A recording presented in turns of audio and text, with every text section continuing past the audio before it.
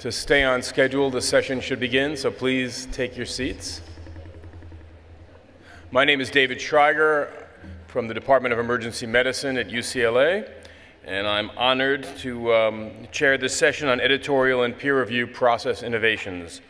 Our first speaker will be Malcolm Macleod from Edinburgh, speaking on the impact of a change in editorial policy at the Nature Publication Group on their reporting of biomedical research. Malcolm. Thank you very much. Our group has been interested for some years in the reporting of risks of bias in vivo research and how that might impact on the effect sizes reported in those studies. And over the years, that has led to a number of guidelines for publication, firstly, specifically for stroke journals, and then in the Landis Nature paper in 2012. Which drew attention to 4 key issues that we wished to see reported to allow the reader to ascertain whether they could believe what they were reading. Key were randomization, the reporting of blinding, sample size calculations, and whether animals or subjects were excluded from analysis. And not long after publication of that paper, Nature Publication Group introduced a new checklist for authors in the life sciences, attempting to reduce their irreproducibility. Thank you. Key and central to which was a checklist intended to prompt authors to disclose technical and statistical information in their submissions and to encourage referees to take that into account. So we set out to determine whether that change in editorial policy, including the implementation of a checklist, had been associated with improved reporting of measures which might reduce the risk of bias. This was an observational cohort study, with the primary population being articles describing research in the life sciences, published in Nature journals, submitted after the 1st of May 2013. The intervention was mandatory completion of a checklist at the point of manuscript first revision. And for comparator groups, we chose articles describing research in the life sciences published in Nature journals submitted prior to May 2013, and similar journals and other publications in other journals, similar publications in other journals matched for date and topic. Our primary outcome measure was the change in proportion of Nature publications describing in vivo research published before compared with after May 2013, reporting all of the Landis 4 items, whether or not they'd randomized, whether or not they'd blinded, or whether they were mute on those topics. The protocol for the study was published last year in Scientometrics, the data analysis plan published in the Open Science Framework prior to data lock, funding from the Arnold Foundation, publication this morning on bioRxiv, and our entire data set is available on Figshare as of this morning and has already been downloaded once, so I look forward to someone having rerun the analysis by the time I sit down. Yeah, and I just hope they get the same answer. So someone was specifically employed by Nature to go through our inclusion criteria, working back in time to identify candidate publications.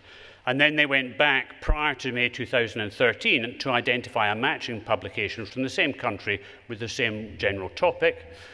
And then we had someone working at a distant institution to us who used PubMed-related citation search to identify similar manuscripts in other journals in the same subject area. These were then redacted for time-sensitive information and as far as was possible for the journal of publication, and then uploaded for web-based assessment using almost the same system that Emily Senna described yesterday of crowdsourced trained assessors with dual ascertainment of outcome and reconciliation by a third reviewer. So we included 448 Nature Publication Group papers and 448 non-Nature papers before and after the change. Some of them, it turned out, we shouldn't have included because they were either duplicates or they didn't meet the inclusion criteria. And so we uploaded some almost 900 papers for outcome assessment. And during that outcome assessment, it became apparent that 2 further papers didn't actually describe in vivo experiments. So this is our final analysis set, of which most studies, most publications describe both in vitro and in vivo research. But some were only in vivo and some were only in vitro. So this is the primary outcome measure, the compliance with all components of the Landis 4-item checklist. In Nature, before 0 out of 204 were compliant. Afterwards, 31 out of 190, 16.3%, were fully compliant with Landis. In the non-Nature journals, prior to the implementation 1 out of 164, and afterwards 1 out of 189. So the intervention at Nature had a substantial and highly significant impact on the quality of reporting against those criteria. Looking at those individual components of ARRIVE, remember that I said that you could pass Landis either by saying that you'd randomized, or if you hadn't randomized, you could say, hands up, we didn't randomize, but we know perhaps we should have done. So this is the increase in compliance with the reporting of randomization, up to about 60% afterwards at Nature, no significant change in the other journals. Of blinding, a large increase. Of sample size calculation, almost 60% of these papers in Nature now say whether or not they did a power calculation. For me, this is fantastic. And reporting exclusions, a smaller increase, but an increase nonetheless. And so then, moving along, one of the questions was whether the change that we'd seen was a step change at the time of the change in policy, or whether actually what Nature was doing was leading to further ongoing incremental changes. And here we have an interrupted time series analysis where each data point represents 3 months' worth of publications. In green is Nature after the event, in blue is other journals after the event, and you can see randomization is continuing to increase at Nature and to a lesser extent in other journals, blinding equally continuing to increase at Nature and to a lesser extent at other journals. Power calculations are continuing to increase at Nature, not increasing at all in other journals, and exclusions from analysis probably increasing in both, and probably not much to choose between them. Now, the Landis checklist isn't just about randomization and blinding and the like. There's a whole load of statistical and other items, and just to briefly go through these for in vivo research, the panel on your left is Nature, on the right is non-Nature. In all of these, the red line is before, the green is after at Nature. The purple is before, the light blue is after in the other journals. And you can see for this statistical reporting for in vivo research, significant improvements in a number of items, including, for instance, reporting the exact numbers. There are no changes anywhere of significance in the non-Nature journals. This is in vitro research. This is a great resource. It's one of the first systematic attempts to establish the quality of reporting of in vitro research. And you can see, again, significant improvements in some items at Nature. Details of animal experiments. Disappointingly, no significant changes in, for instance, the reporting of the sex of the animal used, which, as those of you who are active in the field will know, that for in vivo research is now officially a thing that we should do. And for the materials that are used, not much shift, but a significant increase in Nature journals in the reporting of whether cell lines used had been tested for mycoplasma contamination. So, to conclude, the introduction of a checklist was associated with improved reporting at Nature that was not seen at other journals. However, the performance remains suboptimal in many areas. There's an interesting contrast between this presentation and Dr. Senna's presentation yesterday, in that with the ARRIVE study, we just blindly asked people to complete a checklist and no one knew about it. If you speak to the editorial teams at Nature, this involved a huge amount of effort and iteration with authors trying to get them to improve their performance as much as possible. And that effort was focused mostly on the Landis in vivo criteria, and I think that's why we see the biggest effects there. The other disappointing thing about this study is that the checklist was introduced in May 2013, and here we are more than 4 years later. And that's partly because my research team try our best, but we are hopelessly inefficient in many ways. But it's also because it's hard work to get people to go through and assess the risks of bias in these studies. And if we were able to identify tools which would assist that process, for instance, machine learning or text analytical tools, then that would make the sort of quality improvement activity, which is I think, what all of these journals need to engage with, something which was much more feasible and much more plausible.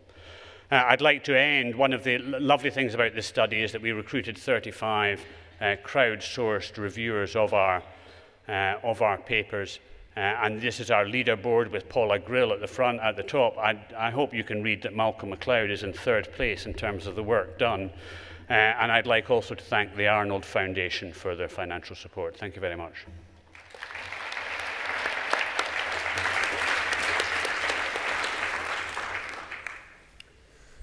So while we await people to come to the microphones, I guess I will ask a question, which is exactly how was the checklist implemented? Who handled it, and what was the process for using it? So questions of what happened at the Nature side are probably best dealt with by the Nature team, and Soumya, who's here, has said that she's happy to speak to people later on about that. But essentially what happened, in my understanding, is manuscript goes out for review. When it comes back for review and Nature might publish it, part of that is the editor handling the manuscript starts to work with the authors to say, we've got this checklist, can you complete it? And then if they didn't complete it, they go back, and whereabouts in your manuscript does it say this? And even at the stage sometimes that they would end up saying, if the authors didn't, for instance, mention randomization, they would put in text saying we didn't randomize, and then the authors might come back and freak out. But Soumya will be able to answer that in greater detail. And there she is. Just a quick clarification on process. So every life science manuscript that goes out to review at a Nature journal goes out with an author-completed checklist. So the reviewers have access to the checklist at the very first peer review, round of peer review. And then the checklist iterates through the revision process. Congratulations, Malcolm, on now 2 studies that we've seen, the study from Emily yesterday and the study you've shown here in basic sciences. So this is really large, well-reported, well-conducted studies done at scale in the basic sciences. And I think we're finally seeing some of these great experiments that were done by the BMJ and so on moving to the basic sciences. So I think it's a trend we're seeing in this thing. It's very useful. One thing that was striking, I mean, obviously these 2 studies contrast. One, just asking for a checklist is not enough. You need to cajole and really process it further. So it requires a lot of work. It's a lot of investment from the author's perspective, from the editor's perspective. One thing that was striking was that, I don't know, I mean, I think Emily Senna yesterday mentioned that the 20-point ARRIVE guidelines was operationalized into something like 100 and something questions. I suspect you've had something similar here. To me, is it fair to say that those checklists could be better worded? They were probably a little amateurish when they started, and have we learned something from your analysis that would allow us to make it much easier for the authors, for the editors, to actually score as part of the process, so that it might improve compliance? So I think there's 2 important parts in that. Firstly is that for some of our checklist items, as with ARRIVE, the CAPA statistics suggested that the rate of agreement was what you would expect from chance alone. And that either means that the checklist item is poorly phrased, or that it's a concept which is not well understood by people who are actually the primary consumers of the research that's been done. So I think when we're doing checklists in the future, we should think about road testing the questions and looking at inter-observer agreement, because I think that's important. The second thing is that in my clinical service, you won't be surprised to hear that we've got something like 200 items that we're supposed to do, otherwise we get shouted at. But we don't try and do 200 at once, because that's impossible. What we do is we say, well, this year we're going to focus on these 3 or 4 items which we think are most important. And I think one of the reasons for the differences in the results we see here compared with yesterday is that our primary outcome here was 4 items, and the primary outcome in the ARRIVE study was complete ascertainment. And I think it's easier to bite off a bit that you can chew. I'd like to echo Veronique's comments. I think they're great studies, but I was wondering whether you could comment as well on the differences between the 2 studies, and I apologize if I didn't pick this up in your talk, whether impacts on the acceptance or rejection rates of those studies that were reported, and how can we, apart from just reducing the number, are there other ways that we might be able to reduce the burden on both the editors and the authors in doing these checklists? Because while journals like Nature might have the resources to manually intervene and do enforcement, most journals and larger journals just cannot do this at scale. So there's 2 things. I'm conscious of Hilda sitting in the front row. There's another difference between these studies in that this was an observational study. And so, and there was spin, so in my title, because I haven't shown you impact, I've shown you an association between. It seems to us that Nature was doing an awful lot else. We can't tell you about publication rates because all we were looking at was published work. We didn't get them prior to the peer review process. In answer to your second question, we think that it should be possible to use deep machine learning with convoluted neural networks. If it can tell you what a pizza topping is, it can probably tell you whether a study is randomized or not. Now, to do that, you probably need about 5,000 learning instances. Between the various studies that we've done, we're up to about 2,000 where we've actually got the text that describes whether it was randomized or not, and we've got about another 20,000 instances that we could use for supervised distance learning. So our current focus is on the development of machine learning tools that will do some of this, if not automatically, in a way that greatly reduces the time required to perform the task. In the front? In the front. It's Vivienne Bachelet from Santiago, Chile. So my question is, why did your research get funded by the Arnold Foundation and not by nature itself? Well, firstly, we didn't ask nature. And secondly, I think that might have been a potential conflict of interest. And working with the Arnold Foundation has been a great joy. They fund all the sort of work that nobody else wants to fund, not just in science, but in other places. I think Meredith is gone, but thank you, Arnold Foundation. Doug? Yeah, thank you. Doug Altman, Oxford. Thanks very much, Malcolm. That was great. My take on what you've said is that it's further evidence that, contrasting it with Emily's talk yesterday, that passive information or requirements don't work. And you talked about the editors putting a lot of work in at the journal, and there's quite a few studies now that show that when that happens, you do get better results. However, consistently with yours, there's still a hell of a long way to go.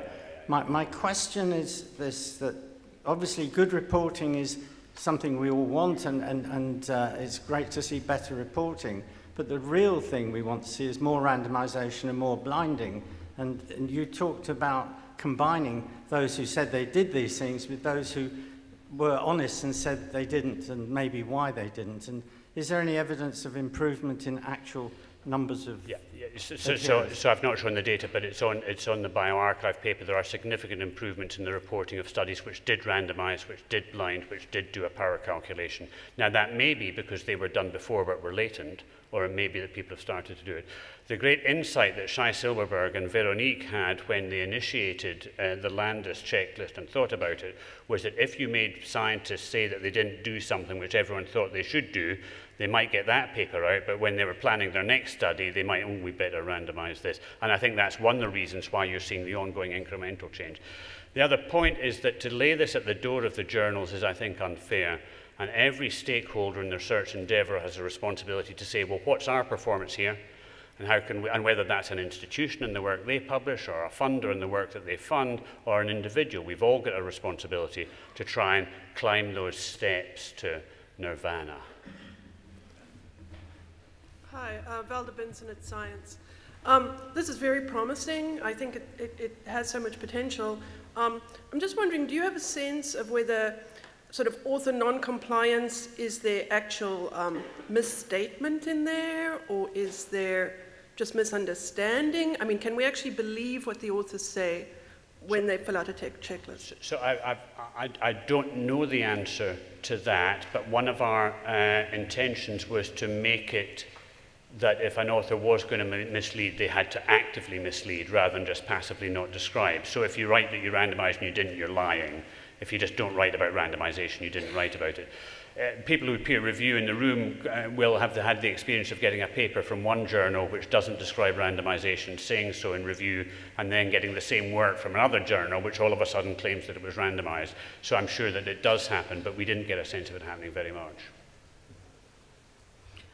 Theo Bloom from the BMJ with a question from Graham Steele on Twitter, which I think you may have alluded to, but are you still using text and data mining tools to help with the research? Yes, so we have a facility that's funded by the UK NC3Rs to facilitate systematic reviews of animal studies, and within that we have embedded tools using regular expressions in R for extracting reporting of randomization, blinding, and power calculations. The performance is not, Graham, yet super duper fantastic, but it's certainly enough to look at a corpus of work and get reasonably precise assessments of the prevalence of reporting of those things.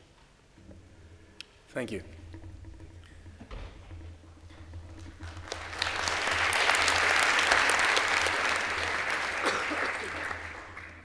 Next up, we have Elizabeth Seiver from PLOS Medicine. PLOS, excuse me.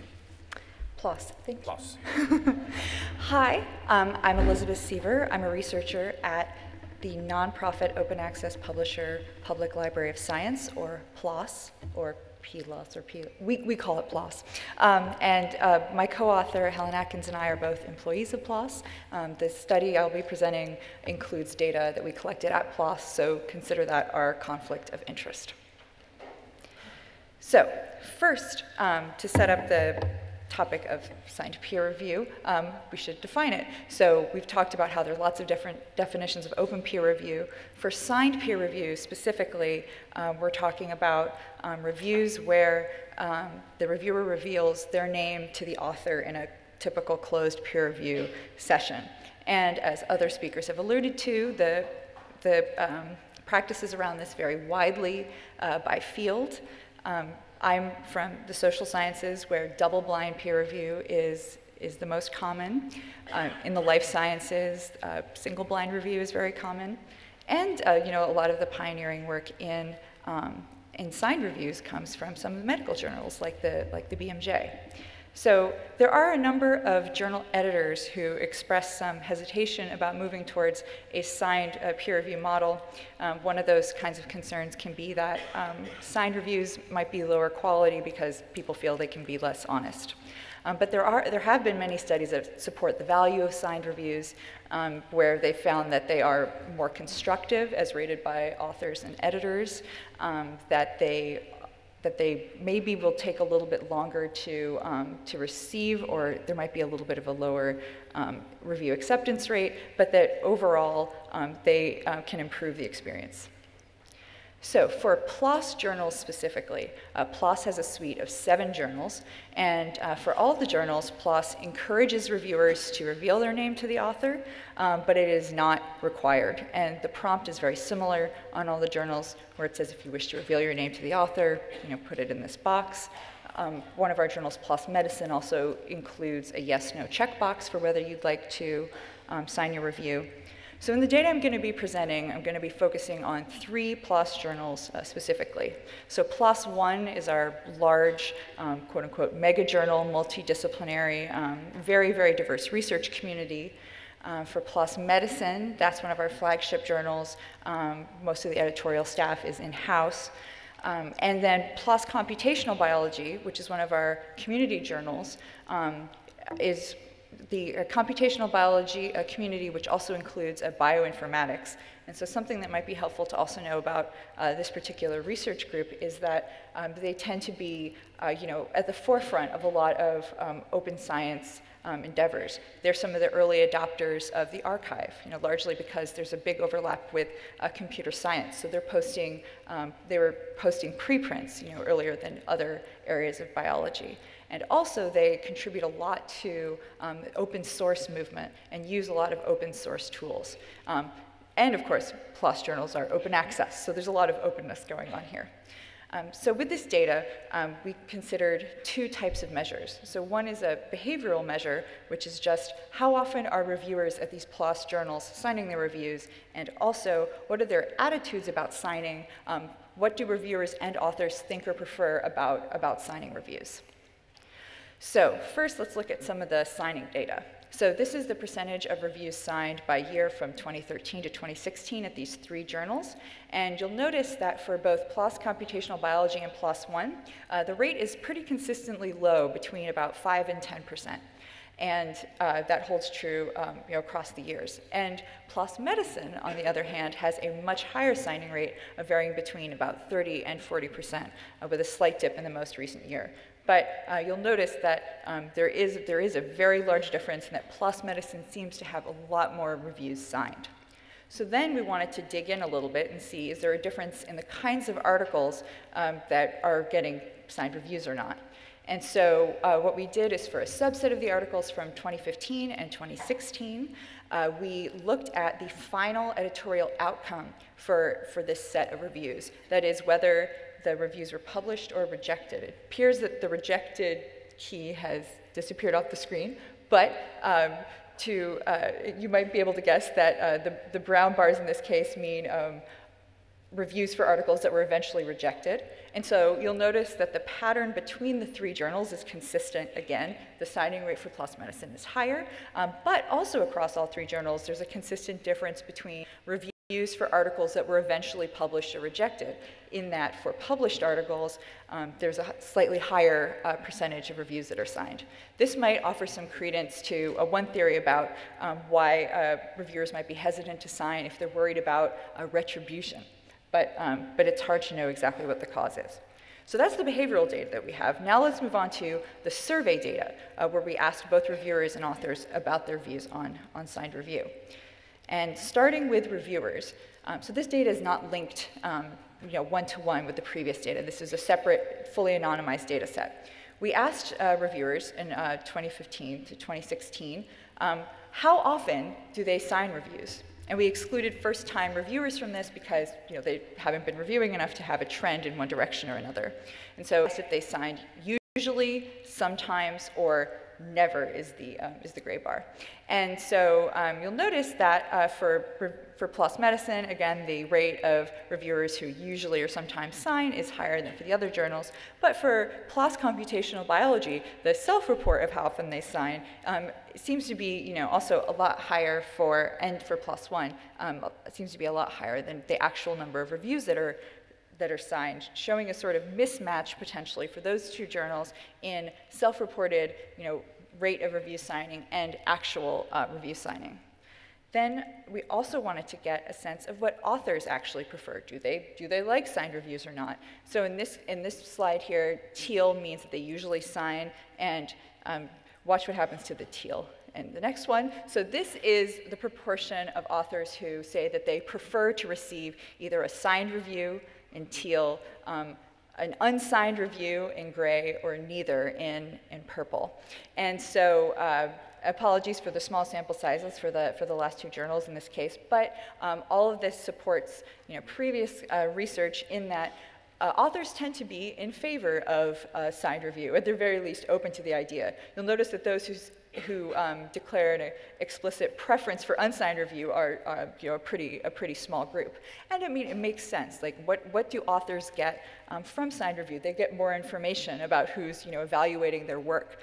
There's not really much of a direct downside to authors for that. And then we also wondered, how much of this preference might be due to experience with signed review, and the proportion. Whoa. Okay, let me go back.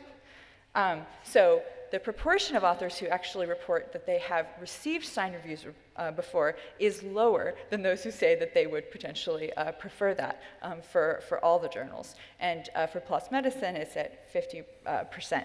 So even though authors might not have a huge amount of experience with this, this is still something that they are very open to. And again, we excluded first-time authors because they wouldn't have a lot of experience with whether they have or haven't received signed reviews. So, in addition to asking these multiple choice questions about their experiences, we also asked follow-up questions in more depth. And there were several themes that emerged from their comments. So for reviewers who prefer to sign reviews, they listed some of those benefits as that they felt that it improved accountability and the constructiveness of their reviews. For those who prefer not signing, they mirror some of the concerns I mentioned that editors can have, where they felt they could be more honest and were safe from retribution. But there was also a good number of reviewers who, while they said they haven't signed reviews, it wasn't that they didn't have a preference. They said, well, I've never been asked before, and I'm not really sure of the benefits. Why would I sign? So it just that incentive structure was maybe not laid out clearly. And then for authors, when we asked why they preferred signed reviews, they mentioned being able to learn the reviewer's area of expertise and a potential for more open communication as being especially desirable. So, if you're a journal and you want to encourage more review signing, what might you be able to do about that? One thing you can do is directly request a signature. That's a good start. And since reviewers mentioned potentially not being aware of incentives, provide incentives directly, or at the very least describe what some of those benefits of signing might be. And again, if you remember the discrepancy between reviewers and authors in their preference for signed reviews, reviewers are also authors. So it might be helpful to encourage them to take the author's perspective of how they as authors might benefit from receiving a signed review as opposed to unsigned. So there's a lot of room here for exciting future studies. So some things that we'd like to look at would be identifying more factors that would be affecting review signing, identifying other kinds of differences between signed and unsigned reviews, experimenting potentially with different signing prompts. Because the user experience of actually going through the review, I mentioned that we have a text box where they put their name, but there's a lot of ways that you can manipulate that, and there's a very cool differences between journals and how they actually, the actual experience for signing reviews that could potentially be driving behavior and communicating, implicit norms about signing in that particular community and with that journal. And it would also be great to be able to compare the attitudes and practices directly, where we could do a one-to-one mapping, knowing which reviewers signed or not, and whether they generally sign or not sign in their self-report. So I'm happy to take any questions. Thank you.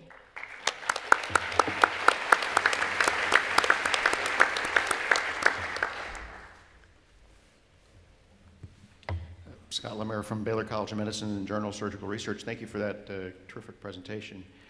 How many individuals that answered the survey as authors also answered the survey as reviewers, assuming that there must be some overlap between those two groups? And if you were able to look at that, to what degree was there concordance or discordance between the attitudes? In other words, were there people who said, from an author perspective, yes, I'd like to have signed reviews, but yet when they answered as a reviewer, never signed reviews? That's a great question. And unfortunately, because the data was fully anonymized with the way we ran the survey, we weren't able to cross-tabulate that. However, in their follow-up comments, both authors and reviewers pointed to the perspective of the other role. Like, for example, some authors who said they didn't want to receive a signed review might say, well, if I were the reviewer, I wouldn't want to sign my name.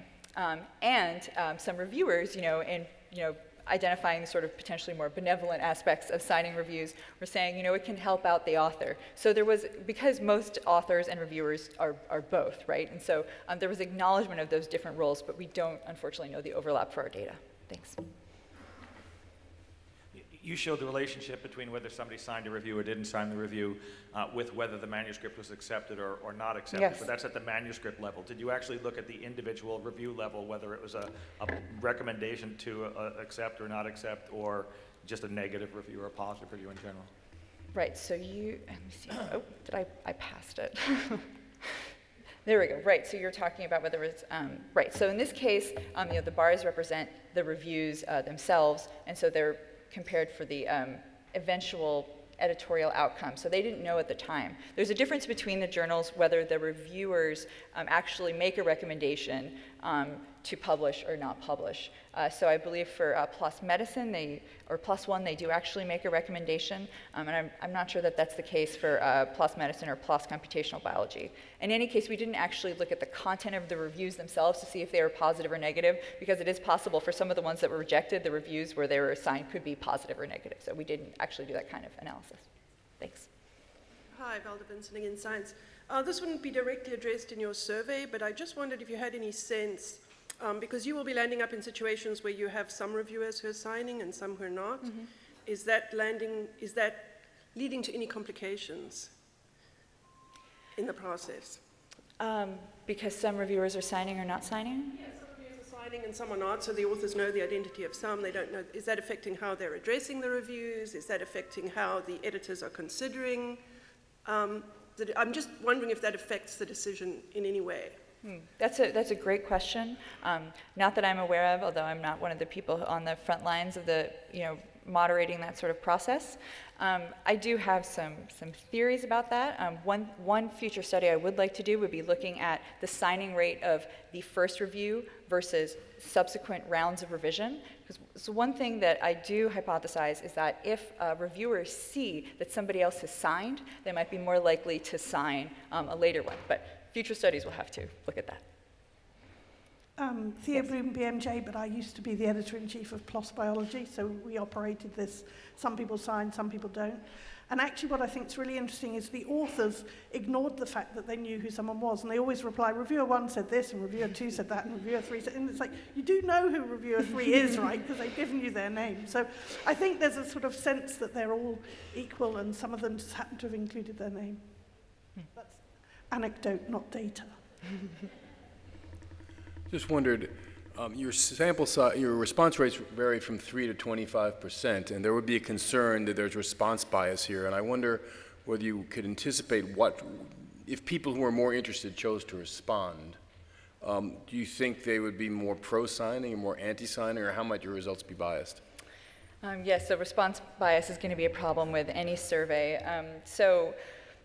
Based on the length and passion level of the comments, I would say that there wasn't a clear bias in the responses for signing or not signing. The people had very strong views in both directions. So my guess would be that just the level of personal belief or investment in how important signing reviews was or how important anonymity was would be driving responses as opposed to a particular view in one direction or another. People get very passionate about this.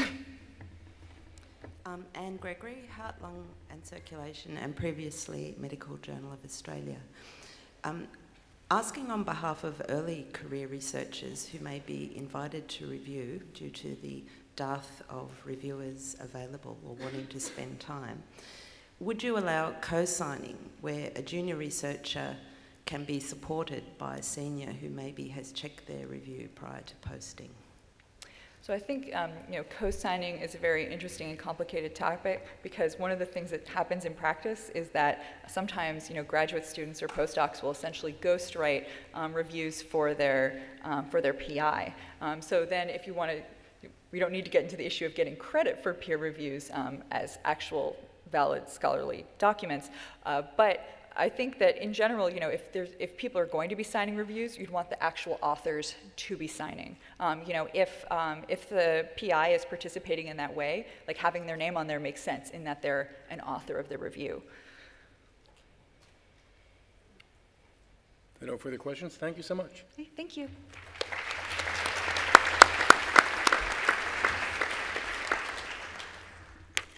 We now have Alice Meadows, and I won't say ORCID, but rather Orchid. Excellent. We will answer to any name like PLOS, but we prefer Orchid without the H. Thank you. It's great to be here. I am guessing that most of you are probably already familiar with Orchid, and in fact, I wanted to start by asking how many people in the room have an Orchid ID. It's fantastic. Thank you. How many of you are researchers? So I'm very happy to see this because our vision is a world where everyone who's involved in research or scholarship or innovation in any way, so not just full-time researchers, but those of us like myself and those of you that didn't raise your hand at that point but did raise your hand to say you have an Orchid ID, are contributing to the research process and to scholarship. And for the point of Orchid is really to not just uniquely identify you, but also to connect you with your scholarly outputs, contributions and affiliations, including peer review. So that's what I'm going to talk about today. My conflict of interest is that I'm the Director of Community Engagement and Support at Orchid.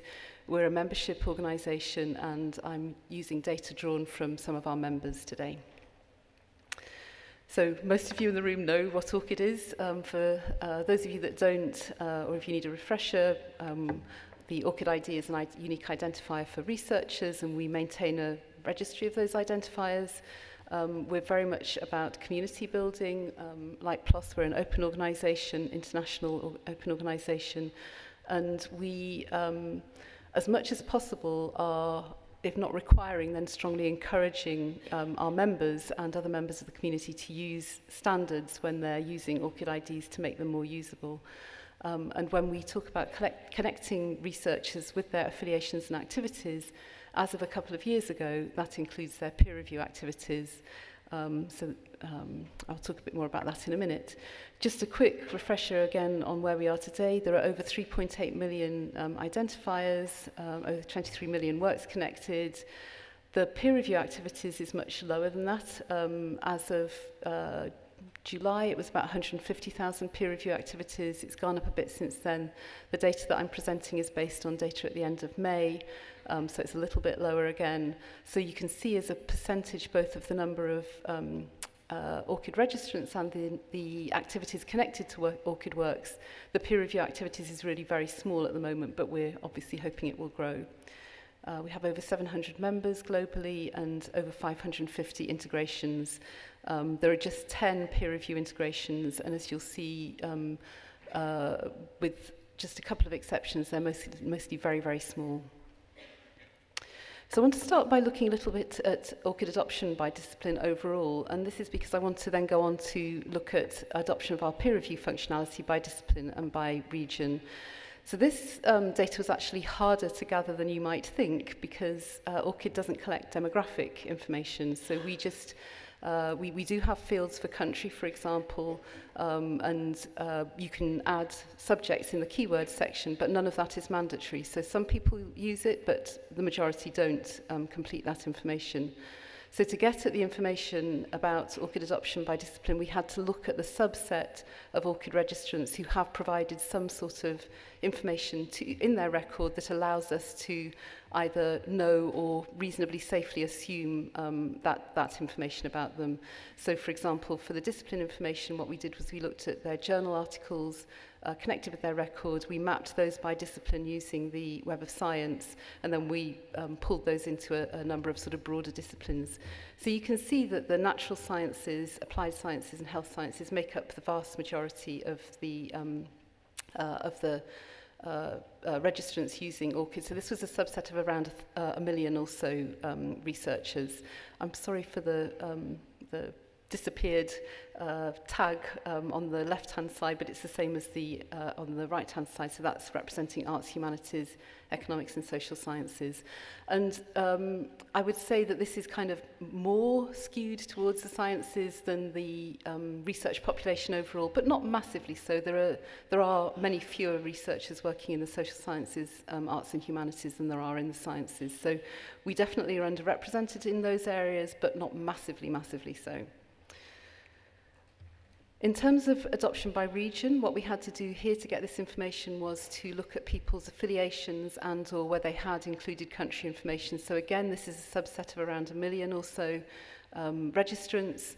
And what it shows, and this possibly may be surprising to you, but was less surprising to us, is particularly in terms of the number of ORCID works connected to the location-only data set, is overwhelmingly European, so well over half of the registrants with works connected to their ORCID records by region are from Europe, and that's because there's been a lot of national requirements of ORCID in Europe. So for example, in Italy, a couple of years ago, they formed a national consortium in order to support their national research evaluation project, which required all their researchers to get an ORCID ID and to connect to their ORCID ID all their works dating back to 2006 in order for them to be considered for the national evaluation. JISC is doing something a little similar. So that's really why Europe is so very much better represented here. So this is definitely, by region, we definitely are skewed, as you can see. So then talk a little bit about peer review and ORCID records. I don't know how many of you are aware that you can connect peer review activities to ORCID records.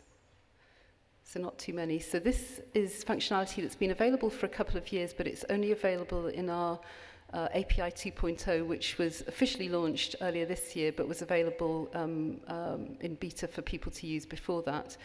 And basically what it enables you to do is to, for an organization for which peer review is being done, information about that peer review activity can be connected to the ORCID record. It can't be connected by the individual other than, as we'll see in a minute, if they use Publons, which is actually where the biggest take-up of this functionality has come.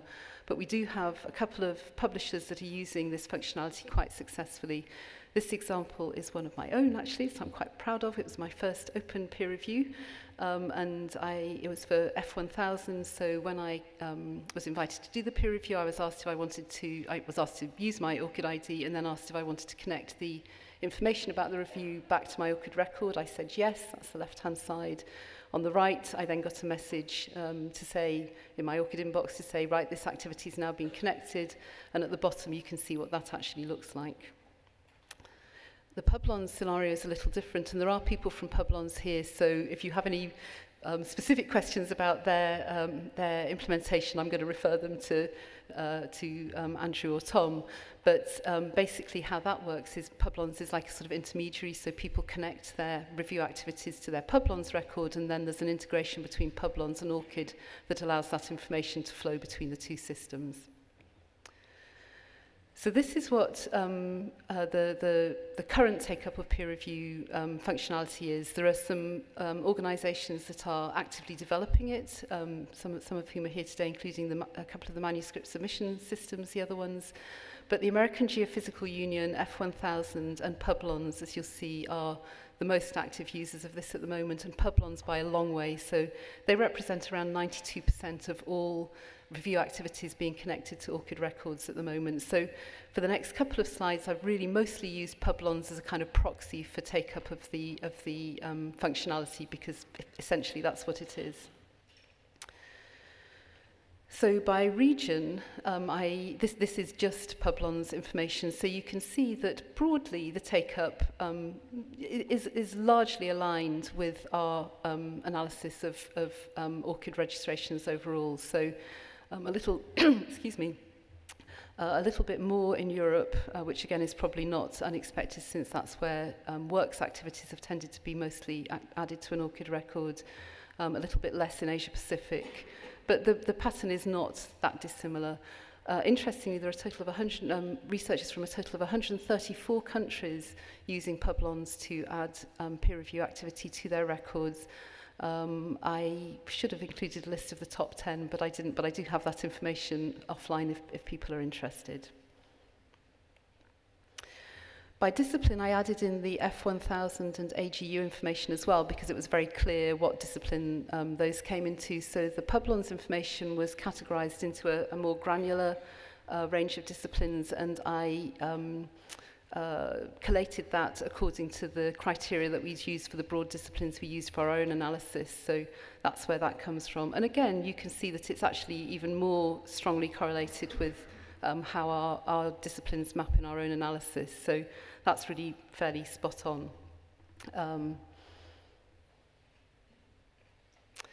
So where do we go from here? I mean, this was a kind of interesting exercise for us to go through. I'm not sure that it showed us anything terribly earth-shatteringly interesting, because what it broadly seems to show is that although peer review activities are only being added by a very small number of researchers at the moment, where they are being added, they're broadly in line with the disciplines and the regions that we already know our registrants are coming from. It does show that there's much higher uptake of orchids in STEM disciplines than in Europe, but that was something that we kind of knew already. We do hope that the overall adoption of our peer review functionality is going to increase significantly now that our new 2.0 API is out, and certainly ScholarOne and Editorial Manager are both actively working on integrating that, and they collectively represent a large number of journals. So we're expecting that will grow significantly. We'll have perhaps some more interesting data to share in future on that, and we certainly plan to do that. We're also conscious that we really need to get better at both clarifying the benefits and actually just letting researchers know that this is an option for them. As you could see in the room, even in this room, a lot of you weren't aware that this functionality was available. One of the things that we particularly hope is that this will spread beyond journals publishers to books publishers and also other types of organisations such as funders, for grant applicants, institutions for people reviewing tenure and promotion, excuse me, societies and others for conference abstracts and so on. So we think there's a lot of opportunity, but this is very, very small first step, and we'll be continuing to analyse and report back on the adoption. Thank you.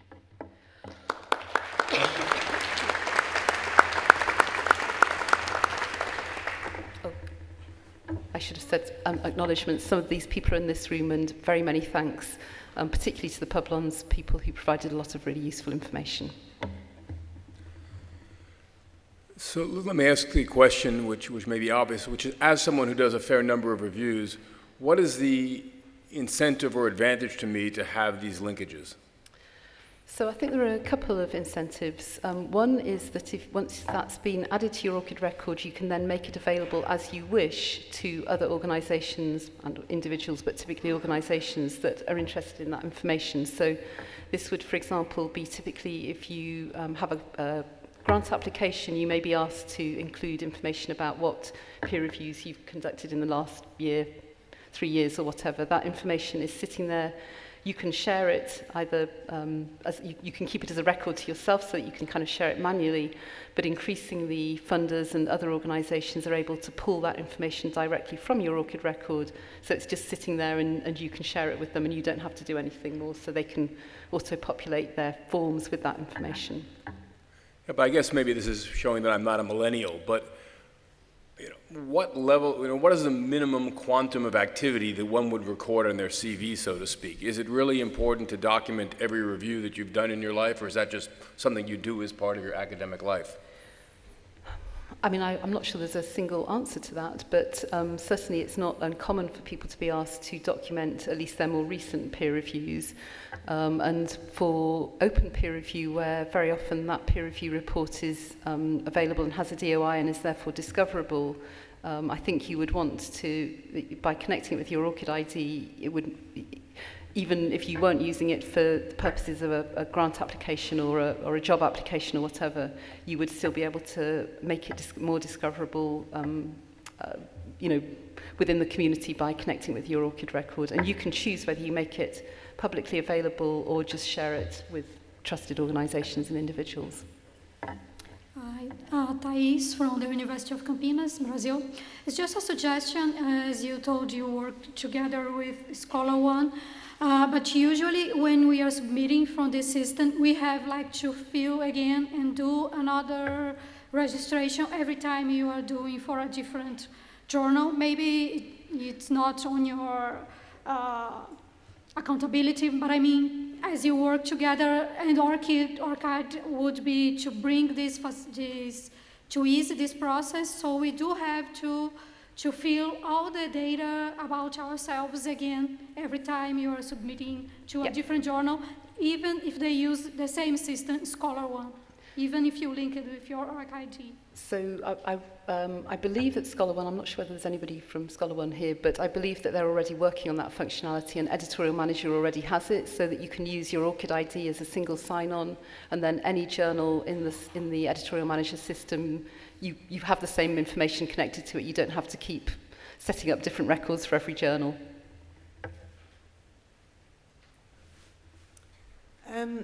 Alice, I'm just wondering if you've had any feedback from researchers who are not scientists that they feel excluded at all.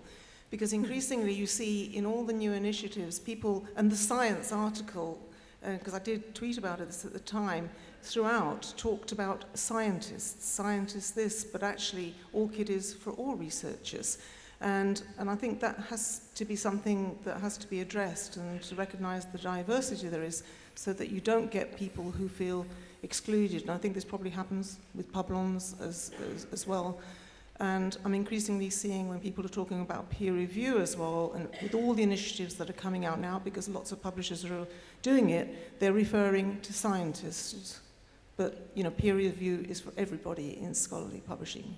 Can you comment at all on that? I 110% agree with you, if I'm allowed to say 110% in a room full of people who know about statistics. But yes, absolutely, and it's a challenge for us, because we do try anyway to make the effort to always be inclusive and to make sure that we talk about ORCID as being for everyone, not just for scientists. But I guess because scientists were early adopters, and because the type of publication, ORCID was adopted very early on by manuscript submission systems and publishers who embedded it in their workflows, so it's very likely that people come across ORCID in a publications workflow, and non-scientists tend to publish both less frequently and also in books rather than in journals. So I think in some ways it's sort of become you know, inevitable, not in a good way, but that's what's happened. We have, earlier this year, we had a community working group to look at embedding ORCID in books workflows, so we're hoping that that will redress some of the balance.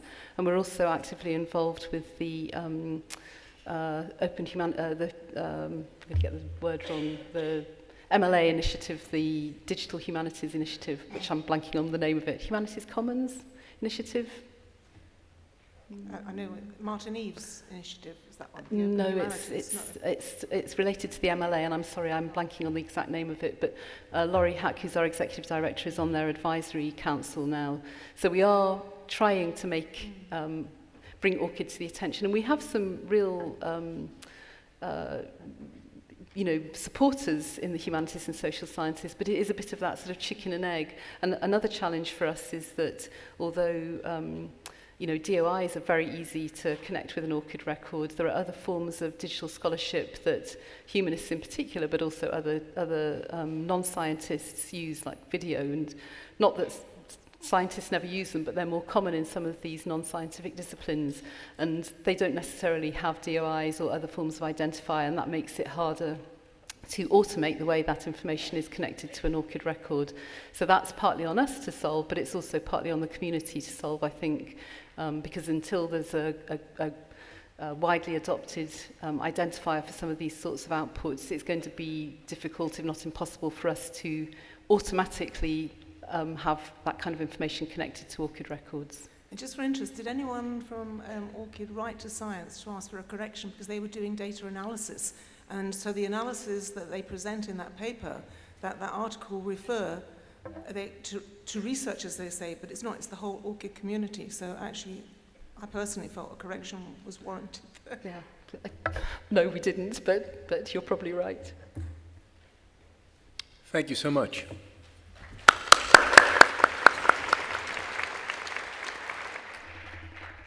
And the final speaker for this session is Sara Schroter from the BMJ.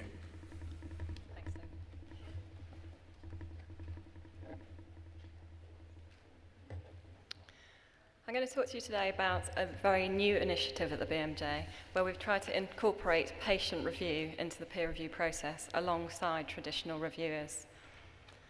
This is largely an internal evaluation of our own processes, as you can see by the authors listed, but we have actually involved our patient reviewers within the evaluation plan of this initiative and also within some of the stuff I'm going to present today.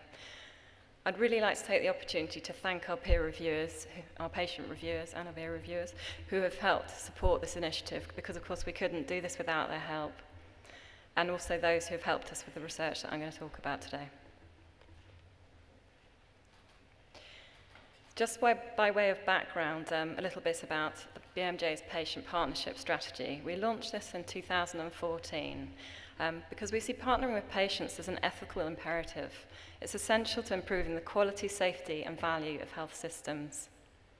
So what we're trying to do at the Journal is to make patient partnership integral to the way that we work and the way that we think, as well as advocating for, as well as something we advocate for in healthcare and research. So what we're doing is we're asking authors of educational articles to try to co-produce content with patients. We're asking our researchers to describe how they're involving their patients, any patients in the research that they're describing. And if they're not, why not? We're incorporating the patient perspective in our decision-making committees. That means we're involving patients in our editorial boards, meetings, and we employ patient editors. We also invite patients to write content for the journal, and we do patient review, and that's what I'm going to talk to you about now. So we have around 600 odd patients and carers now registered on our database. We're using Scholar One, and we now invite a patient review as often as we can when we see a manuscript that we think could benefit from input from patients. We don't expect our patients to have any medical or scientific training. We're asking them to comment on a different set of questions. So the objectives of what I'm going to report now are really that we wanted to evaluate the feasibility of integrating this patient review alongside traditional review within the process. So I'm going to talk about analysis of some routine data, a survey of a small number of editors, and also a survey of the patient reviewers themselves. I'm not going to read through this slide, but here you can see the actual questions that we ask the patient reviewers to comment on. So they're very, very different. They're not critical appraisal questions like you might see in other journals. They are really about the questions that matter to patients. I'll just give you a moment to look at that.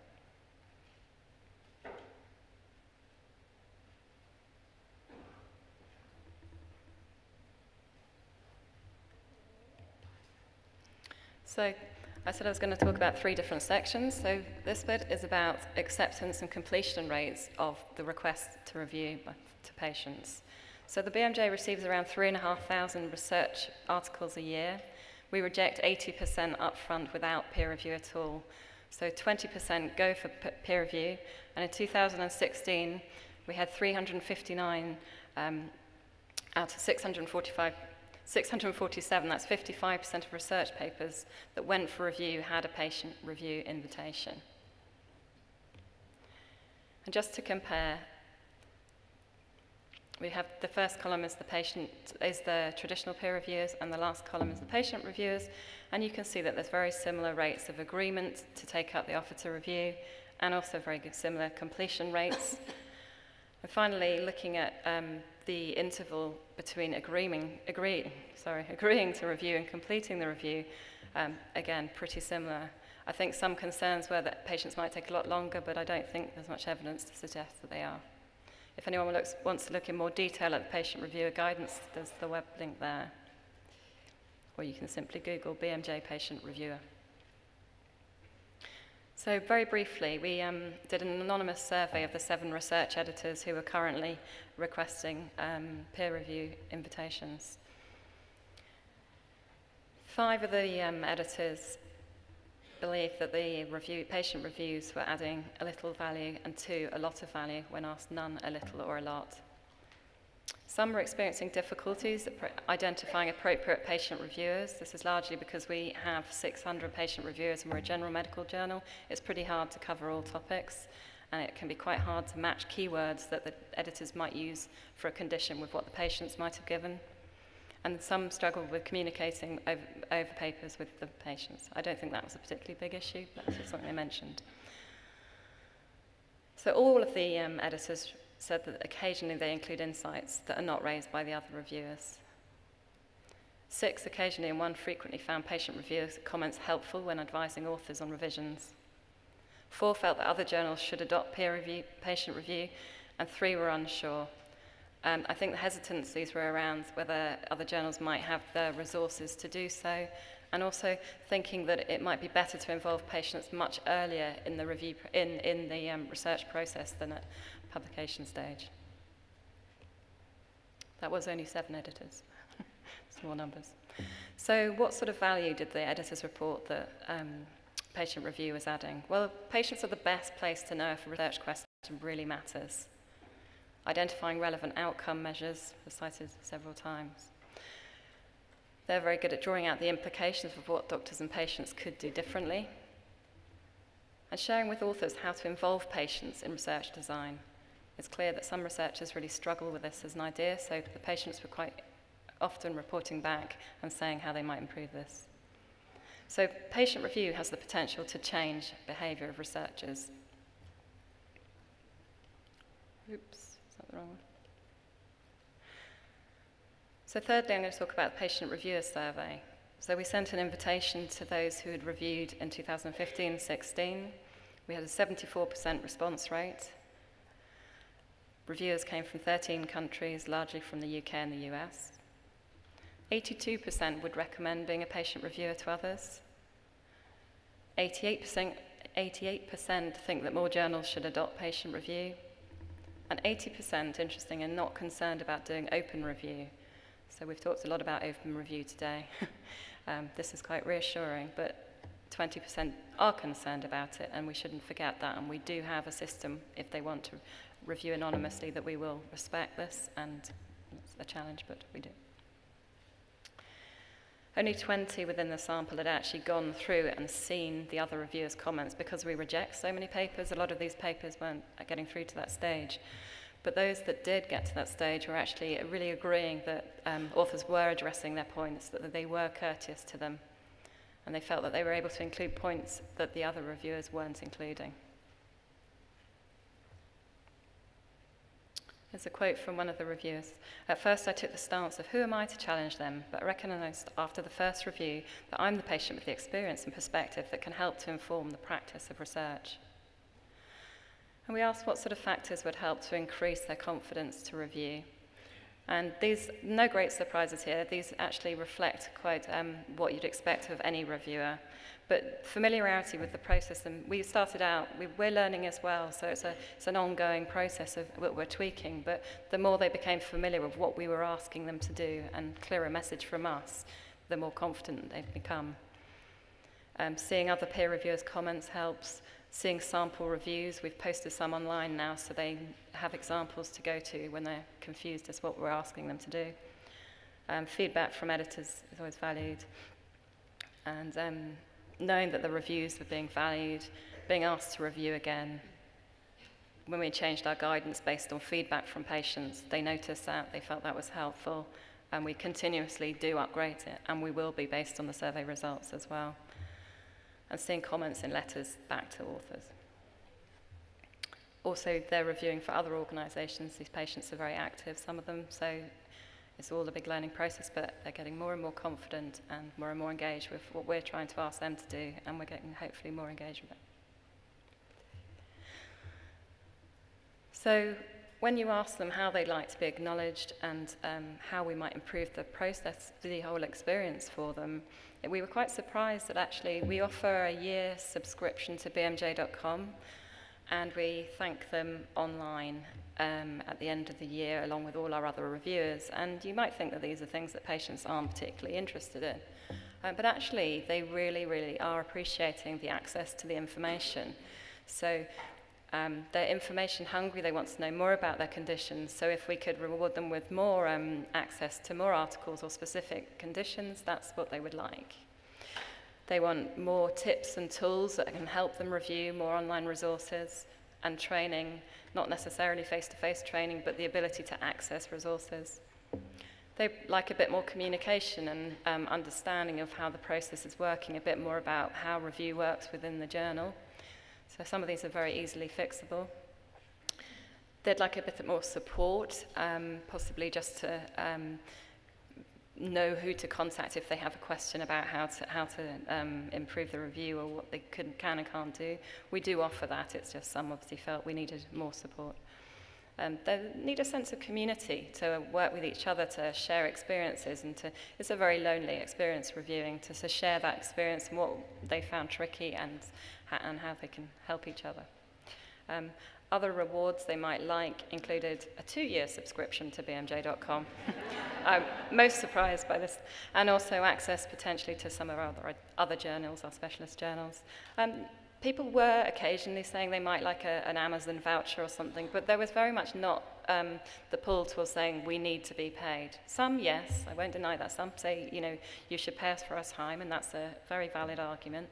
But largely, people were very happy with what we were offering them. I'm just going to see, can you all read the quotes at the back? Yeah? Great. So here's some straight from the patients.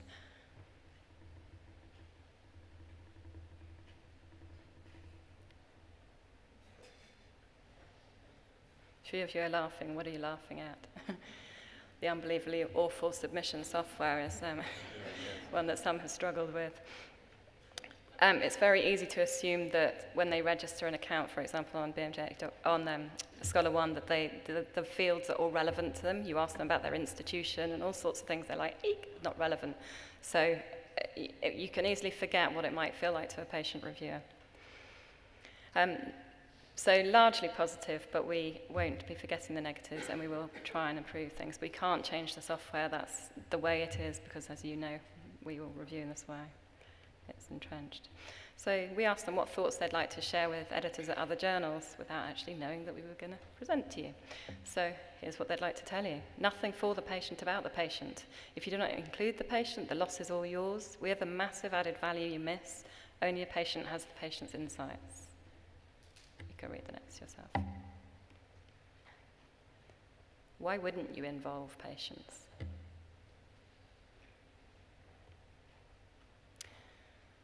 So briefly in conclusion, I think that patient review is feasible alongside traditional review at the BMJ.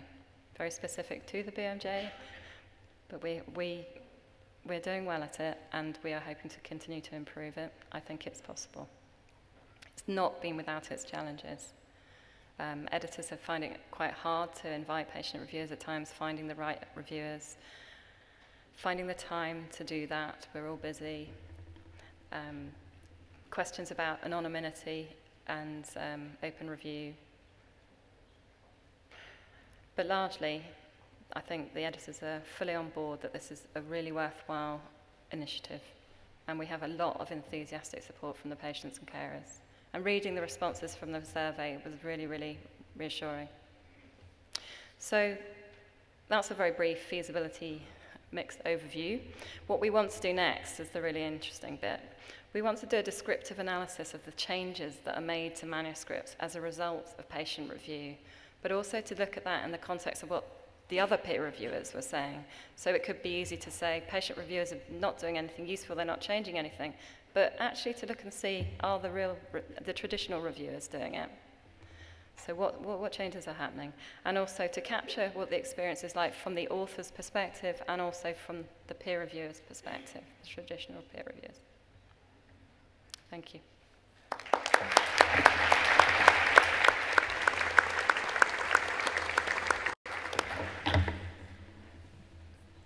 Rob Sealis, New Zealand, very, very good initiative, and totally applaud it.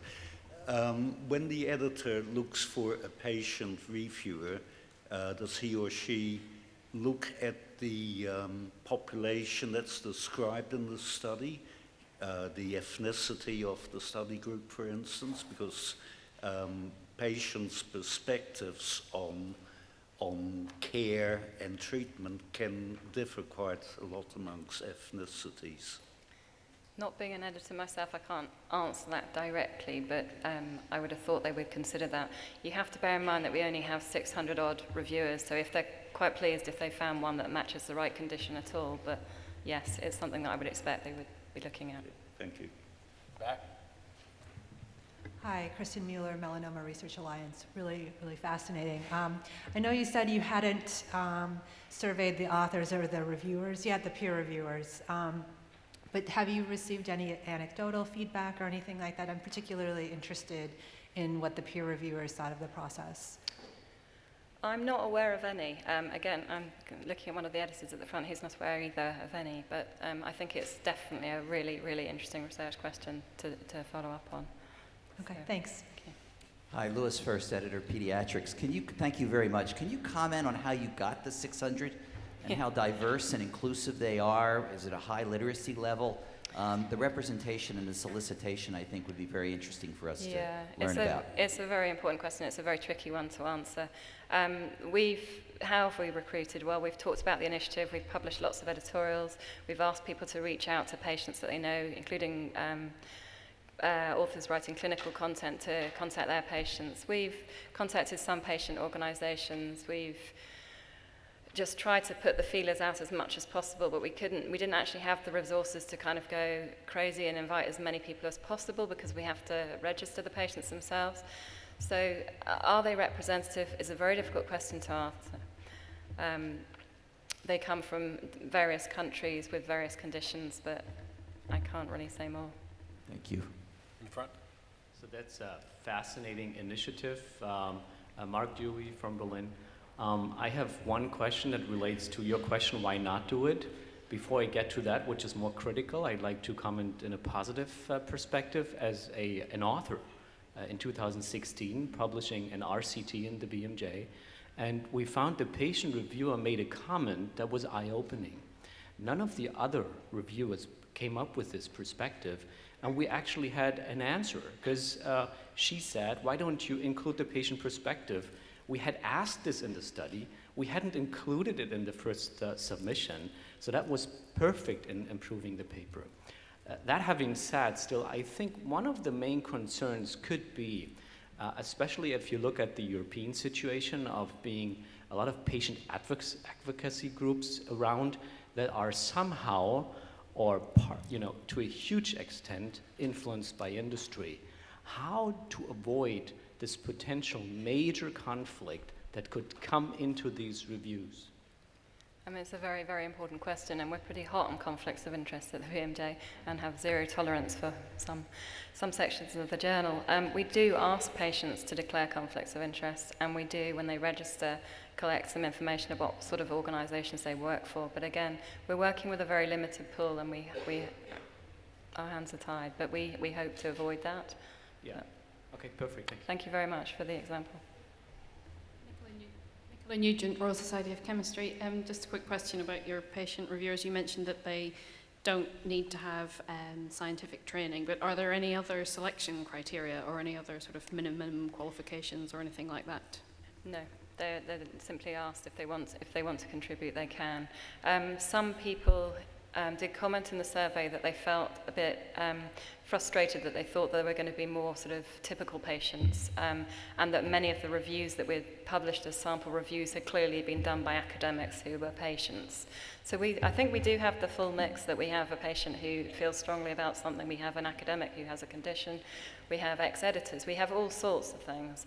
But and do you do anything to sort of manage the quality of the reviews that you're getting? So if patients are consistently providing poorer quality reports, we don't provide training, and we don't provide extensive feedback. If someone has provided a good review that's helpful, then we try to thank them. But as I said at the beginning, with 3,500 papers a year, it becomes tricky. But we try our best.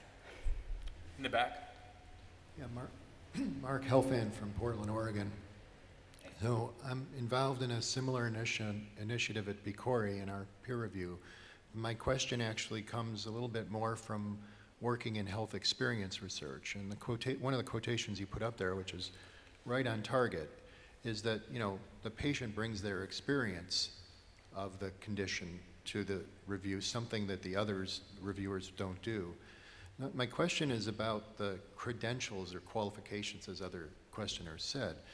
If that's the case, do you encourage the patient reviewers to describe their experiences in their reviews so that the authors and others know what they're bringing to it, or do you, what their perspective is, or do you tell them not to do that and just to review the content? And I flashed up what we actually ask them is pretty close to, that's pretty much all they get, and we don't ask them to describe their experiences and how that makes it relevant, but that's an interesting idea, yeah. In the front. Stephanie Kinnan from the American Society for Gastrointestinal Endoscopy.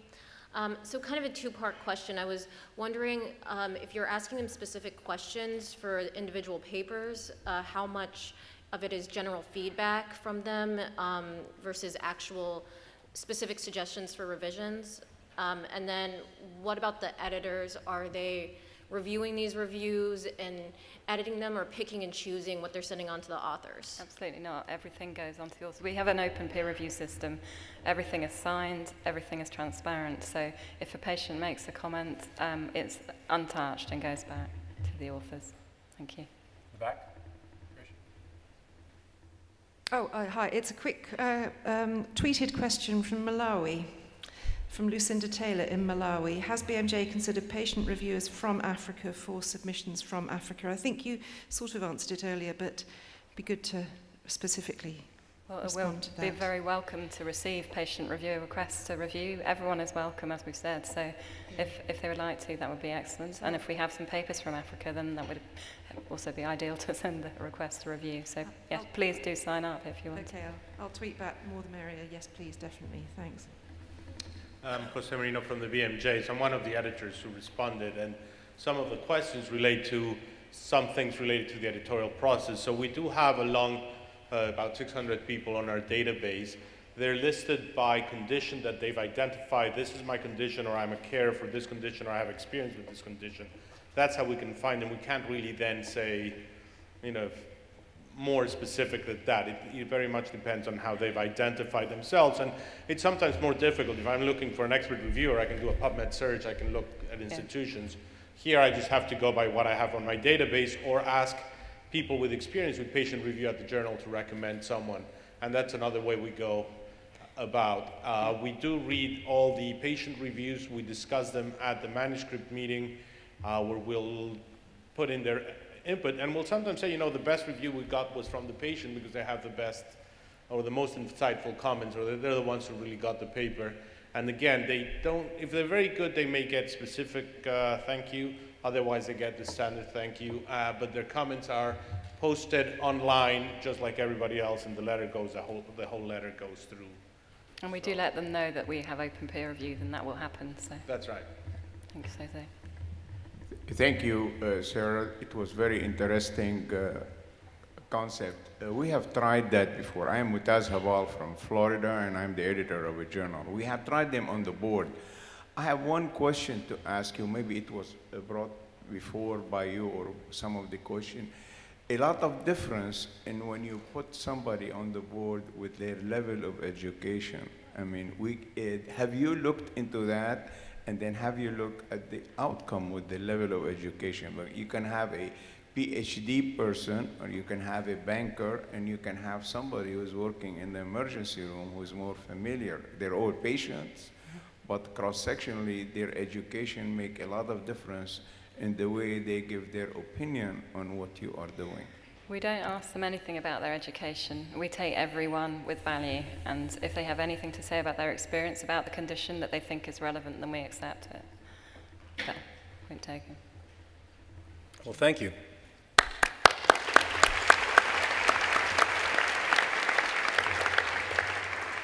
That concludes this session. Delicious lunch is reportedly waiting for us upstairs, and please be back here at 1:30 for the next session. Thank you.